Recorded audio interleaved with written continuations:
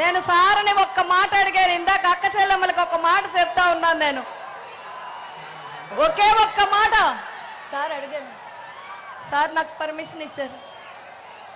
Sir అక్క చెల్లెమ్మల అందరికి మీ అందరికీ నేను చెప్పేది ఒక్కటే, నేను పిఠాపురం నియోజకవర్గంలో పుట్టలేదు. నన్ను అవహేళన చేస్తున్నారు, నన్ను అవమానిస్తున్నారు, నన్ను మీకు దూరం చేస్తున్నారు. నేను ఇదే చెప్తున్నాను. నా కుటుంబ సభ్యులు నేను క్షమించమని అడుగుతున్నాను. నా పిఠాపురమే నా కుటుంబం అని, నా మాటే శాసనం. నా పుట్టుక పిఠాపురంకి దగ్గర చేయలేకపోతే నా అంతిమ యాత్ర పాదగయలోనే జరగాలి. నా ఆడపడుచులు అన్నదమ్ములు నాకు పసుపు కుంకుమ పెట్టి నన్ను పంపించాలి.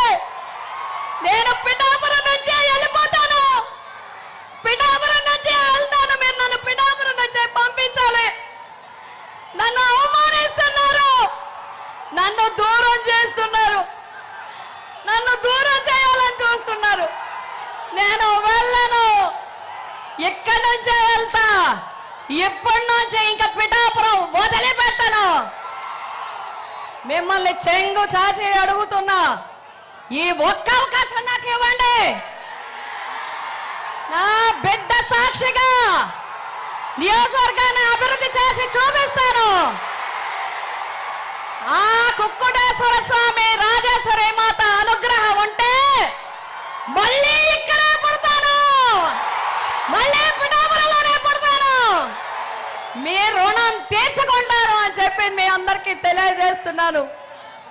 నాకు ఈ అవకాశం ఇచ్చినందుకు జగన్మోహన్ రెడ్డి గారికి నా ధన్యవాదాలు తెలియజేసుకుంటున్నాను.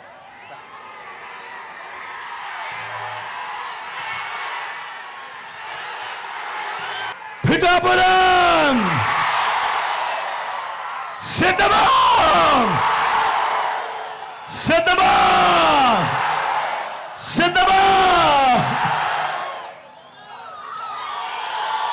సిద్ధమా. చిక్కడి చిరునవ్వుల మధ్య